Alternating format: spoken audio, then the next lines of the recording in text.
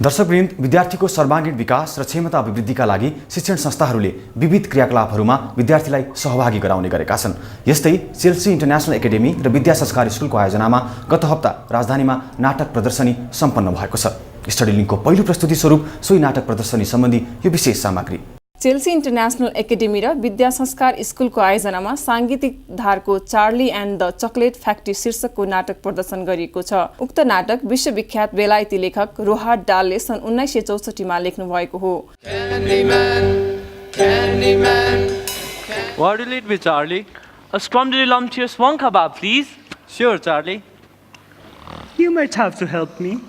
Are you sure you want to spend your money on that, Grandpa? Of course. I'm sure, Charlie. I'm as keen as you are to find that golden ticket. Now, take this and run down the streets to the nearest shop you find and buy the first Wonka bar you see, okay? Well, maybe if the floor wasn't so cold. Charlie, could you pop out and get some more cabbage to go with this cabbage? Sure, Dad.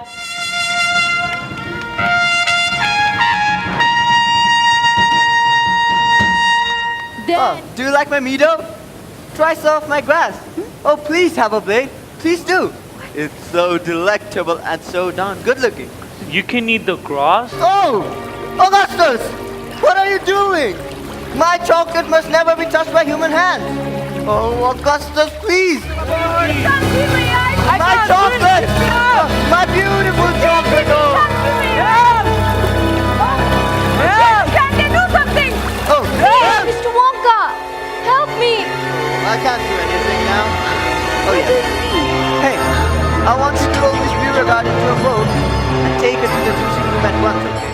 A-level र plus 2 मा अध्ययनरत विद्यार्थीहरूद्वारा अभिनीत उक्त नाटकको सम्पूर्ण set पनि विद्यार्थीहरूले नै तयार गरेका थिए।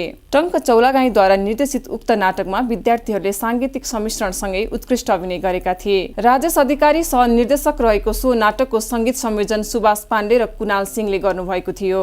विद्यार्थीहरूले रहस्यमयी बिली बोङ्काका चकलेट क्यान्डीमा आधारित विभिन्न दृश्यहरू नाटकमा प्रस्तुत गरेका थिए। Oh, my dear boy, but that means you've won. Oh, I do congratulate you. I'm absolutely delighted. I had a hunch from the beginning, you know. An ordinary elevator can only go upwards and downwards. But the great grand Wonka-vator can go upwards and downwards and frontwards and backwards and sideways and slantways and can't even fly. Fly?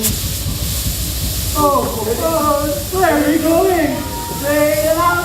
But that's one little glass, Wonka. We're trying to out the pieces. What is it to read?